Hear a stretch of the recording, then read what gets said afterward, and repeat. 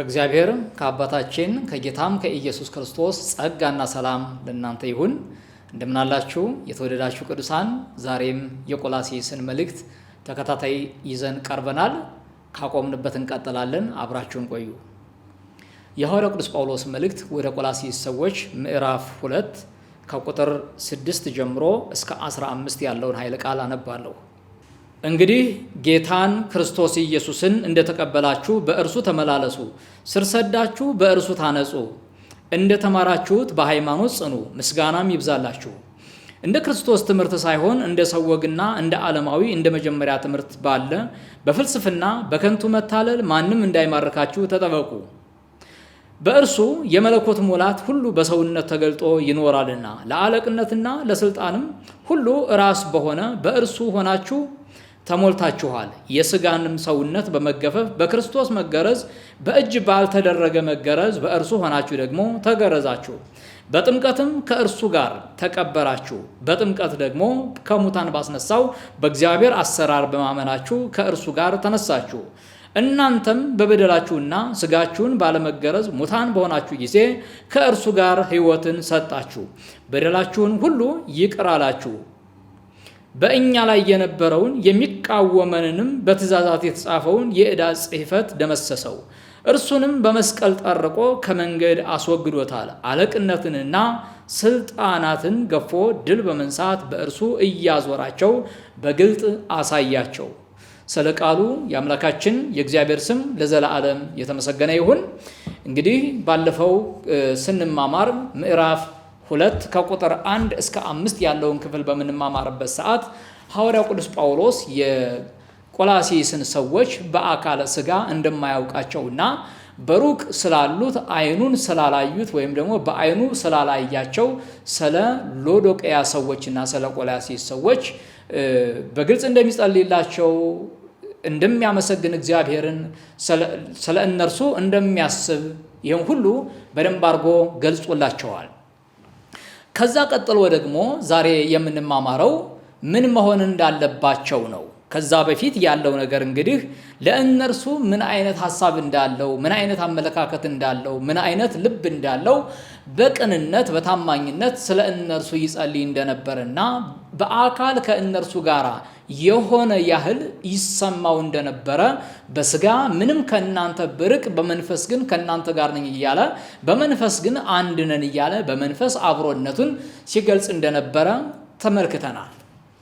ዛሬ ደግሞ ከቁጥር 6 ጀምሮ ያለውን ሐሳብ ስንመለከት በክርስቶስ የሚገኘውን ትምህርት በፍልስፍናና በሐሰተኛ አስተምህሮ ወይም ደግሞ የዚህ ዓለም ከንቱ ነገር በተባለ ነገር እንዳይሸረሽሩት፣ የክርስቶስ ትምህርት ከልባቸው እንዳይጠፋ፣ በሰው ወግና ስርዓት እንዳይወሰዱ ይመክራቸዋል። እሱን ነው ከኔ ጋር አብረን የምንማማረው። አብራችሁን ቆዩ።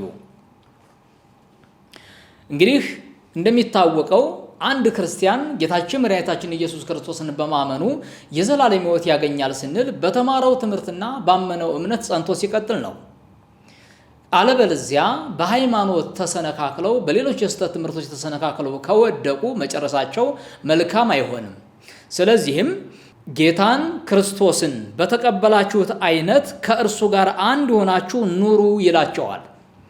ከማን በተቀበላችሁበት በዛ መንገድ በአንድ ሃይማኖት ጸንታችሁ እንድትቆዩ ይመክራል ማለት ነው። እግዚአብሔር ይመስገን።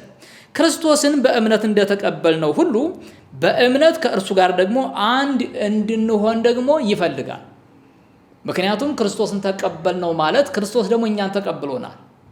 ስለዚህ በማመን የዘላለም ሕይወት ካገኘን ኑሯችንና እንቅስቃሴያችን፣ ትምህርታችንና እያንዳንዱ ክርስቲያናዊ ኑሯችን በሙሉ ከክርስቶስ ጋር አንድ መሆን ይጠበቅበታል ነው የሚላቸው። በዛ በክርስቶስ ትምህርት ጸንተን መቀጠል እንድንችል፣ ጸንተን በዛው መኖር እንድንችል፣ በሃይማኖታችን ጸንተን እንድንቀጥል ነው ጌታ የሚያስተምረን ማለት ነው። ክብር ለእግዚአብሔር ይሁን።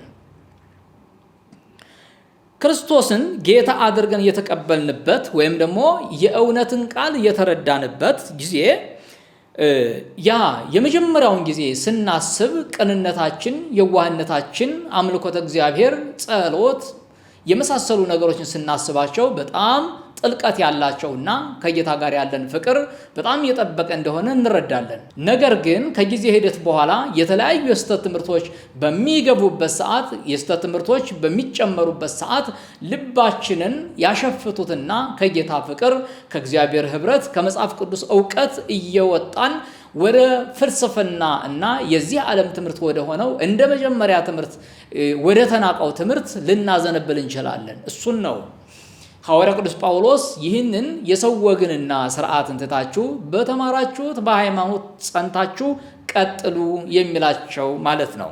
እዚህ ቀደምም ምዕራፍ 1ን በምንማማርበት ሰዓት ተመስረታችሁና ተደላድላችሁ የሚል ቃል ተማምረናል።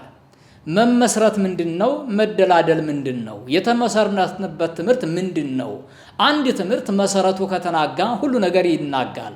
አንድ ቤተ እምነት መሰረቱ ከተናጋ ሌላው ነገር ሁሉ ቆሞ ሊቀጥል አይችልም። ለምን ከተባለ መሰረቱ በአለት ላይ የጸና ጠንካራ መሰረት መሆን ስለሚጠበቅበት ማለት ነው።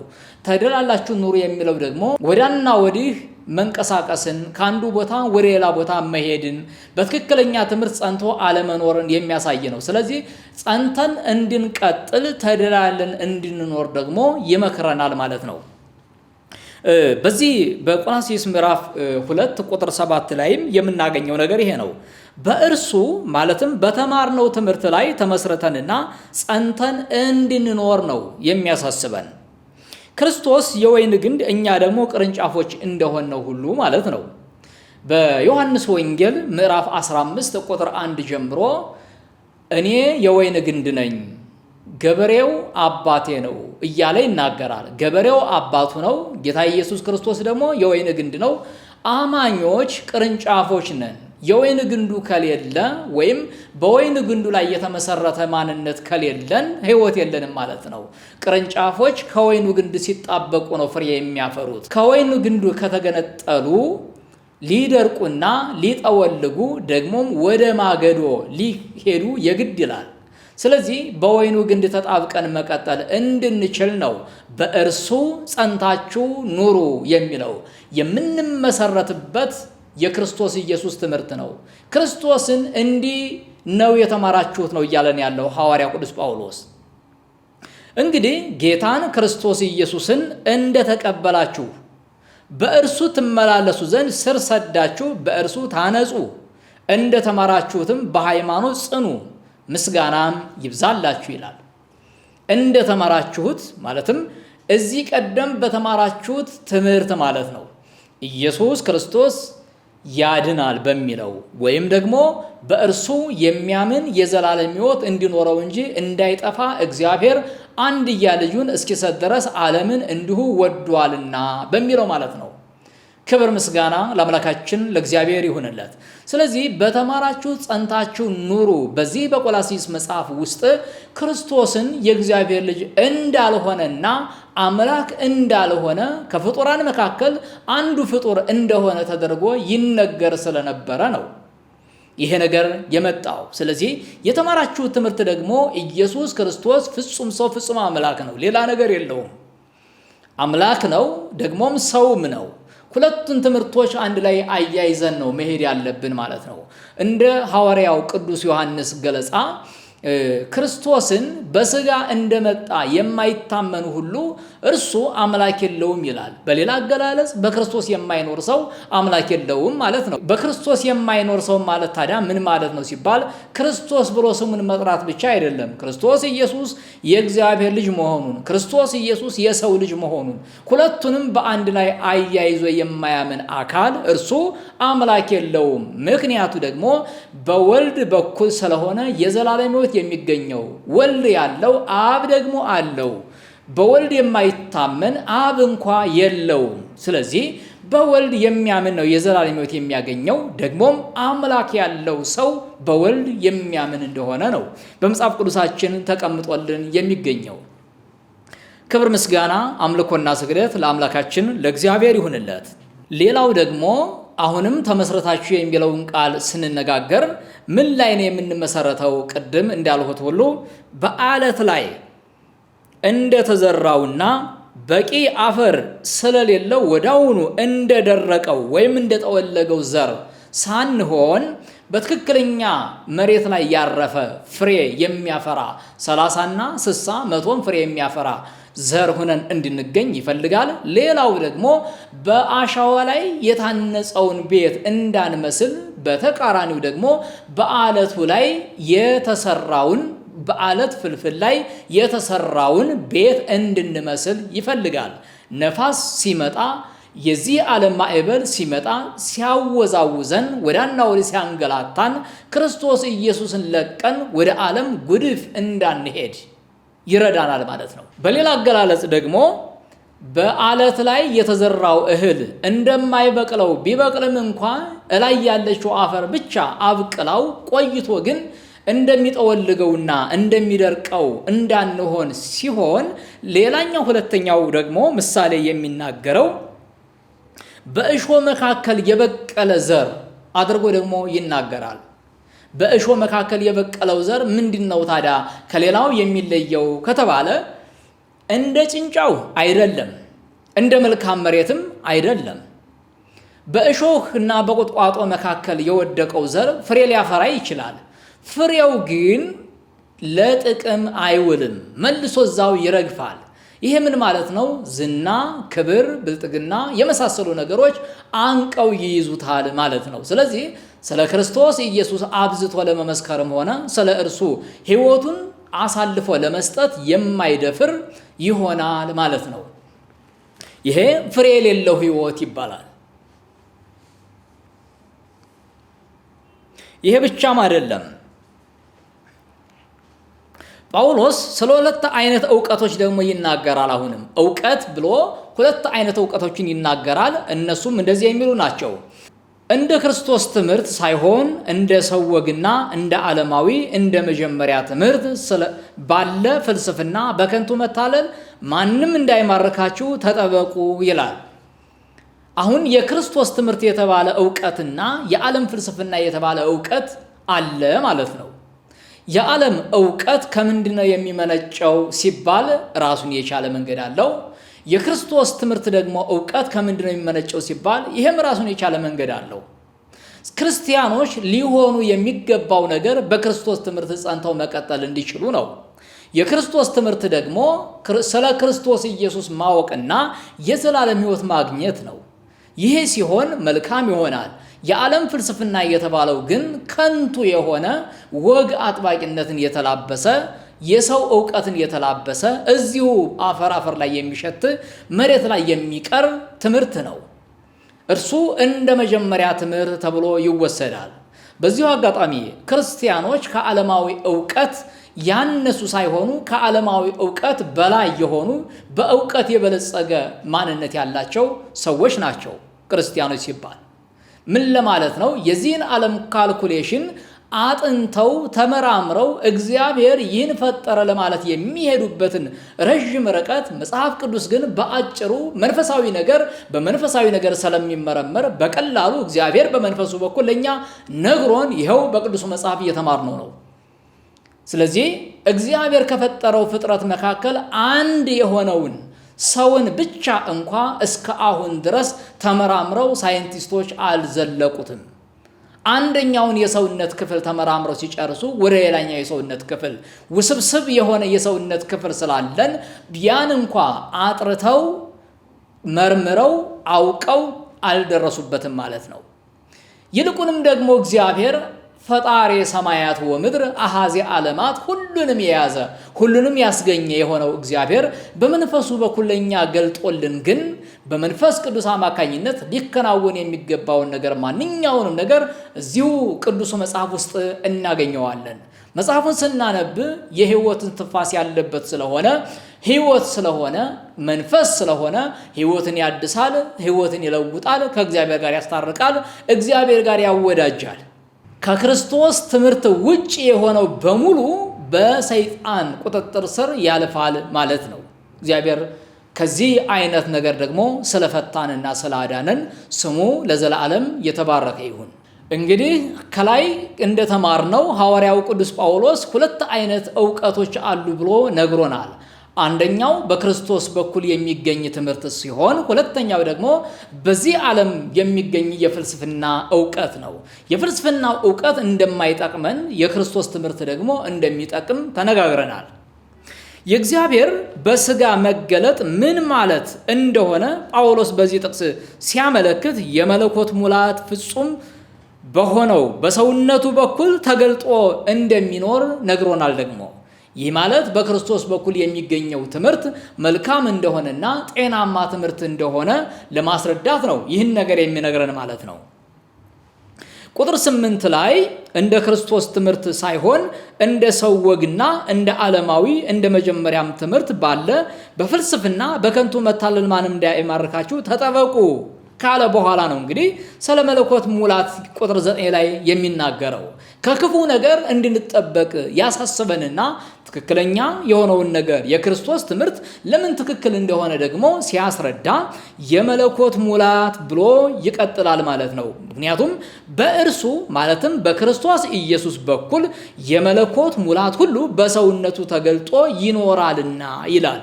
ስለዚህ በሰውነቱ ተገልጦ ይኖራልና ሲል አንድም ቀን መለኮታዊ ማንነት ያልተላበሰበት ጊዜ የለም። በአጭሩ ክርስቶስ ኢየሱስ ፍጹም ሰው ፍጹም አምላክ መሆኑን ለማጠየቅ የሚናገርበት ክፍል ነው ይሄ ክፍል። ምክንያቱም እንደነገርኋችሁ የቆላሲስ ሰዎች ጋር ገብተው የነበሩት የስህተት አስተማሪዎች የውስጥ ሰርጎ ገቦች ማለት ነው ክርስቶስ ኢየሱስ አምላክ እንዳልሆነ ያስረዱ ስለነበረ እንደሱ አይደለም፣ በዚህ ዓለም ፍልስፍና ባለ ትምህርት በኩል መዝነን የክርስቶስ አምላክነትን ውድቅ አናደርግም። መንፈሳዊ ነገር የሚመረመረው በመንፈስ ነው። የክርስቶስ ትምህርት ደግሞ ጤናማ ትምህርት ነው። ስለ ክርስቶስ ያወቅነው ነገር ትክክል ነው። ስለዚህ የእርሱ ትምህርት እንደሚያድንና በክርስቶስ ማመን የዘላለም ሕይወት እንደሚያስገኝ ምክንያት የሚሆነው በክርስቶስ በኩል የመለኮት ሙላት በሰውነቱ ተገልጦ መኖሩ ነው ይላል። እግዚአብሔር አምላክ ለዘላለም የተመሰገነ ይሁን። የእግዚአብሔር ሙላት ምን ማለት ነው ታዲያ? አሁንም ይህንን በድጋሚ ለማብራራት እንሞክራለን። እንደ ፍቅር፣ ብርሃን፣ እውነት፣ ኃይል፣ ጥበብና ቅድስና የመሳሰሉ ባህሪያት ሁሉ ወይም የባህሪ መገለጫዎች ሁሉ በአንድነት ተወስደው የእግዚአብሔር ሙላት ሆነው ተቀምጠዋል። እነኚህን እያንዳንዳቸውን ደግሞ በክርስቶስ ኢየሱስ እናገኛቸዋለን ማለት ነው። እግዚአብሔር አሁንም በክርስቶስ ኢየሱስ በኩል እውነትን ይናገራል፣ መለኮታዊ ማንነቱን ይገልጣል፣ ስራውን ይሰራል፣ ሰዎችን ያስተምራል፣ ሰዎችን ይምራል፣ ኃጢአትን ያስተሰርያል፣ ሰዎችን ወደ እግዚአብሔር ይጋብዛል። እግዚአብሔር አምላካችን ለዘላለም የተመሰገነ ይሁን። ክርስቶስ የእግዚአብሔር እውነተኛ መገለጥ ሆኖም ተገልጧል። የእግዚአብሔር እውነተኛ መገለጥ በዮሐንስ ወንጌል ምዕራፍ 1 ቁጥር 18 ላይ እግዚአብሔርን ያየው ማንም የለም ይለንና ነገር ግን በእቅፍ ያለ አንድ ተረከው ይለናል። ይሄ አንድ ልጁ የተባለው የተረከው የገለጠው የእግዚአብሔር ሙላት ስለሆነ ነው። ከእርሱ ውጪ እግዚአብሔርን የሚገልጠው፣ ከእርሱ ውጪ መለኮት እንዲያብራራ የሚችል፣ ከእርሱ ውጪ ስለ እግዚአብሔር ማንነት የሚያስተምር አንድም ፍጡር አይገኝም። ስለዚህ ከፍጡር መካከል የእግዚአብሔርን ሙሉ ማንነት መግለጥ የሚችል ስለሌለ የገዛ ክንዱ የሆነው ራሱ ልጁ መድኃኒታችን ኢየሱስ ክርስቶስ እግዚአብሔርን ገልጦታል፣ መለኮትን አብራርቶታል። ክብር ለስሙ ይሁን። ቁጥር 10 ላይ ደግሞ እንደዚህ ይላል፣ ለአለቅነትና ለስልጣንም ሁሉ ራስ በሆነ በእርሱ ሆናችሁ ተሞልታችኋል። የሥጋንም ሰውነት በመገፈፍ በክርስቶስ መገረዝ በእጅ ባልተደረገ መገረዝ በእርሱ ሆናችሁ ደግሞ ተገረዛችሁ እያለ ይናገራል። እግዚአብሔር ይመስገን። እንግዲህ የቆላሲስን ሰዎች ሐዋርያ ቅዱስ ጳውሎስ ከስተት ትምህርት ለመጠበቅ ምንድነው ሊላቸው የፈለገው? የራሳቸውን ማንነት ደግሞ ማስረዳት ነው። አንዳንድ ጊዜ ምን ይሆናል መሰላችሁ? የሆነውን ነገር ካለማወቃችን የተነሳ ሌላ የማይጠቅመንን ነገር ለመሆን እንሞክራለን። አንዳንድ ጊዜ ምናልባት ልብ ብላችሁ አስተውላችሁ ከሆነ የእናንተ ደረጃ ትልቅ ሆኖ እያለ እንደ ሕፃናት የሕፃናት ጨዋታ ልትጫወቱ ሁሉ ትችላላችሁ።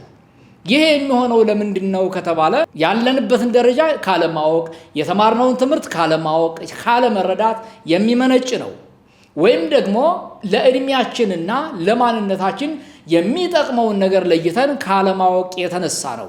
የቆላስይስ ሰዎች ከዚህ ዓለም ፍልስፍና ነፃ ወጥተው ከክርስቶስ ኢየሱስ ጋር እንደተባበሩና አንድ አካል እንደሆኑ ረስተውታል ወይም ዘንግተውታል። ማለትም በስተት ትምህርት በኩል የገባባቸው ማለት ነው። ስለዚህ እንደሱ አይደለም። ክርስቶስ የመለኮት ሙላት ሁሉ በእርሱ ተገልጦ ይኖራል።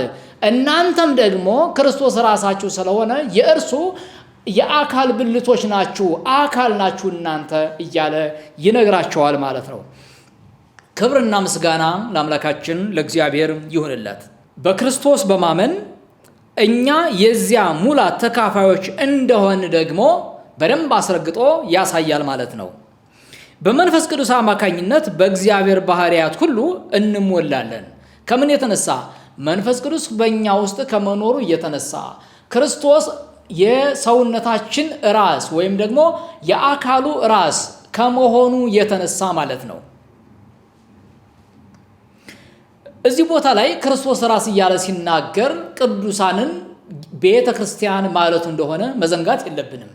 እያንዳንዳችን ክርስቲያኖች አንዳችን ለሌላኛው ብልት ስንሆን፣ በአንድ ላይ ስንሆን ደግሞ የእግዚአብሔር ቤተ ክርስቲያን በአንድነት ለቅዱስ ዓላማ፣ ለተቀደሰ ለተመረጠ ዓላማ ተሰብስበው የወጡ ህዝቦች፣ ስለዚህ የእግዚአብሔር ጉባኤ የእግዚአብሔር ቤተ ክርስቲያን ሆነን ነው የምንገለጠው። የቤተ ክርስቲያን ደግሞ ራሷና ጉልላቷ ክርስቶስ ኢየሱስ ነው። ለዚህ ነው ለስልጣናትም ራስ ነው ይላል፣ ለአለቅነትም ራስ ነው ይላል። ስለዚህ በዚህ ዓለም ላለው ዕውቀት ደግሞ የክርስቶስ ዕውቀት ራስ ነው። ከክርስቶስ ዕውቀት የሚበልጥ የለም። ከክርስቶስ ስልጣን የሚበልጥ የለም። ከክርስቶስ አለቅነት የሚበልጥ የለም። ለሁሉም ነገር አስገኝና ለሁሉም ነገር መሪ፣ ለሁሉም ነገር የበላይ ተቆጣጣሪ፣ የበላይ አስተዳዳሪ ክርስቶስ ኢየሱስ ነው። ለስም አጠራሩ ክብርና ምስጋና ይሁንለት። ይህንኑ ሐሳብ በኤፌሶን መጽሐፍ ምዕራፍ 1 ቁጥር 20 እስከ 22 ድረስ ሐዋርያው ቅዱስ ጳውሎስ ደግሞታል። ከእርሱ ጋር አንድ በመሆን ተገርዛችኋል ይላል። ደግሞ አሁን እዚህ ጋር በብሉይ ኪዳን ስንሄድ መገረዝ የአንድ ሕዝበ እግዚአብሔር መገለጫ ሆኖ እናገኘዋለን። የተገረዘ ሁሉ የአብርሃም ዘር ስለሚባል የአብርሃም ዘር ደግሞ የእግዚአብሔር ሕዝብ ስለሆነ በኪዳኑ ለመካተት የአብርሃም ዘር ለመሆን የእግዚአብሔር ሕዝብ ለመሆን የግድ መገረዝ ነበረባቸው። ሲገረዙ ከዛ ዓለም ክፋት ከነበረባቸው ማንኛውንም አይነት ነገር ርቀው ሸለፈታቸውን አስወግደው ወደ እግዚአብሔር የመቅረባቸው ምልክት ነበረ። ሐዋርያው ቅዱስ ጳውሎስ ለቆላስይስ ሰዎች በጥምቀት በኩል ደግሞ እንደተገረዙ አድርጎ ይነግራቸዋል። ለምንድን ነው መገረዝንና ጥምቀትን አንድ ላይ ያይዞ የሚነግራቸው ስንል በብሉይ ኪዳን ሸለፈትን በማስወገድ የእግዚአብሔር ሕዝብ መሆን ይቻል ነበረ። ምክንያቱም ሸለፈቱን ያስወገደ ሁሉ የአብርሃም ወገን ስለሚባል ከአብርሃም ዘር ለመካተት የእግዚአብሔር ሕዝብ ለመሆን ሁሉ አሕዛብም የሆኑ ይሁድነትን የተቀበሉ ሁሉ ምን ያደርጉ ነበር? በመገረዝ ወደ እግዚአብሔር ጉባኤ ይቀላቀሉ ነበር ማለት ነው። አሁንም ወደ እግዚአብሔር ፕሮግራም ወደ እግዚአብሔር ጉባኤ ለመግባት የመገረዝ ተቃራኒው በሐዲስ ኪዳን ጥምቀት ሆኖ እናገኘዋለን ማለት ነው። ከክርስቶስ ጋር ህብረት ለማድረግ መቀበራቸውንና መነሳታቸውን በጥምቀት አማካኝነት እንደገለጹ የቆላስይስ ሰዎች ሐዋርያ ቅዱስ ጳውሎስ ይነግራቸዋል። ስለዚህ በጥምቀት በኩል የሚከናወነውን ስርዓት የመቀበርና የመነሳት ምሳሌ አድርጎ ከእግዚአብሔር ልጅ ከኢየሱስ ክርስቶስ ጋር ህብረት እንዳደረጉ አድርጎ ከነገራቸው የዚህ ዓለም ፍልስፍና የሆነው ነገር ሁሉ ኢምንት እንደሆነና ከንቱ ነገር እንደሆነ ከእነርሱ ከደረጃቸው በታች እንደሆነ ለማብሰር ነው። እንዳልኋችሁ ያለንበትን ደረጃ ካለማወቃችን የተነሳ ያልሆነ ቦታ ላይ ልንገኝ እንችላለን።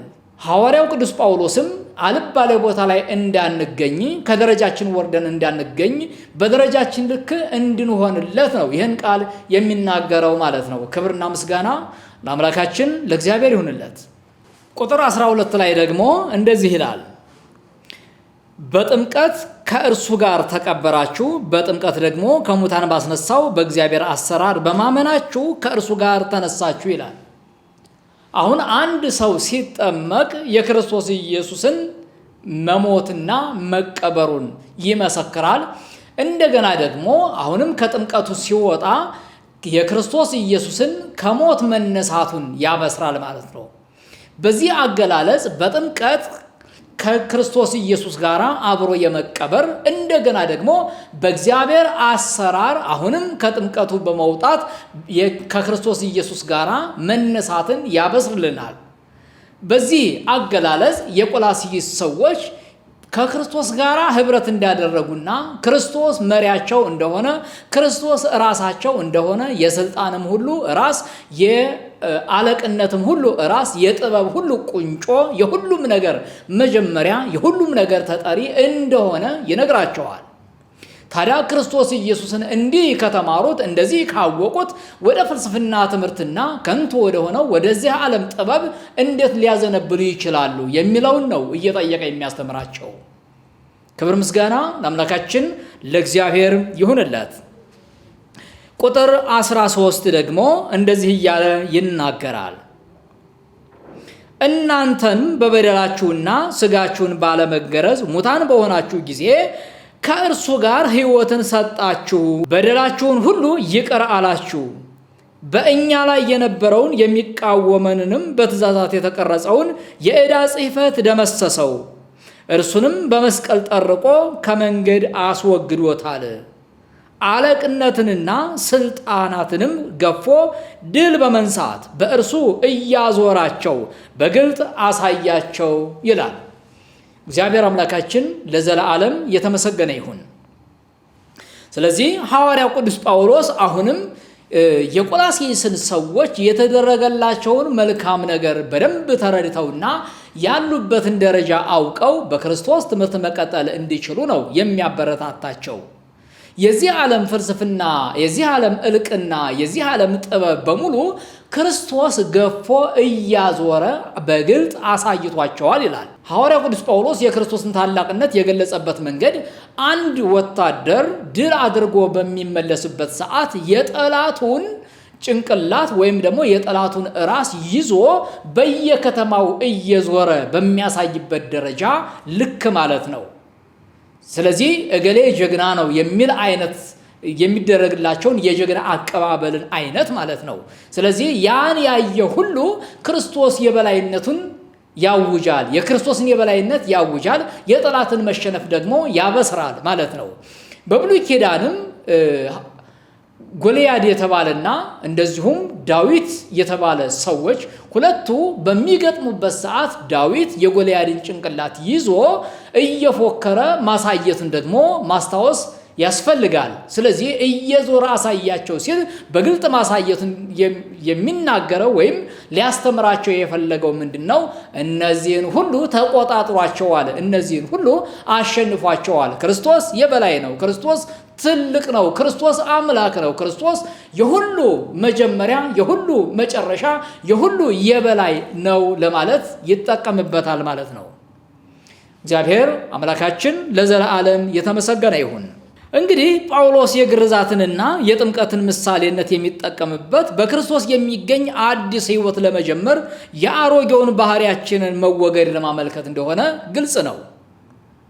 በዚህ አውደ ምንባብ ወይም በዚህ በቆላስይስ መልእክት ምዕራፍ 2 ላይ ባለው አገላለጽ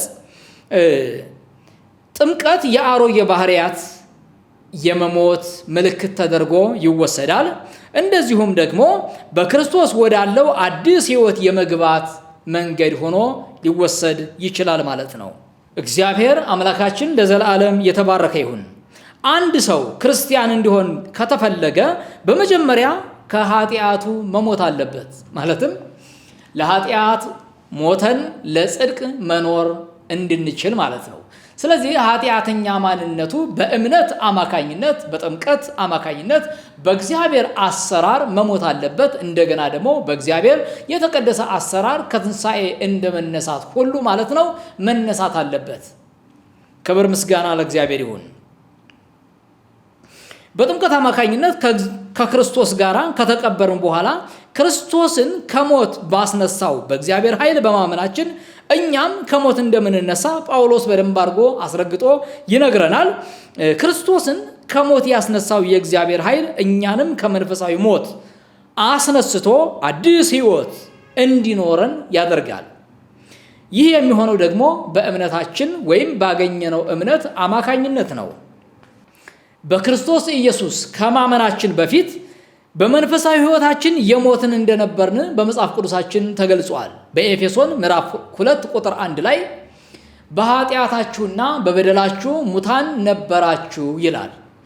በዚህም መልእክት በቆላስይስ መጽሐፍም ደግሞ በኃጢአታችን ወይም በበደላችንና ስጋችንን ባለመገረዝ ደግሞ ሙታን እንደነበርን ይናገራል። ስለዚህ በዚህ ምክንያት ሙታን የነበርን ብንሆንም በክርስቶስ ምክንያት ደግሞ ሕያዋን ሁነን በሕይወት እንድንመላለስ አዲስ ሕይወት ኖሮን የእግዚአብሔር ልጆች እንድንሆን እድል አግኝተናል ማለት ነው። ክብር ምስጋና ለአምላካችን ለእግዚአብሔር ይሁንለት። ሐዋርያው ቅዱስ ጳውሎስ በታላቅ ምሕረቱና ፍቅሩ እግዚአብሔር ያንን የጽሕፈት ዕዳ እንደደመሰሰው ያበስርልናል።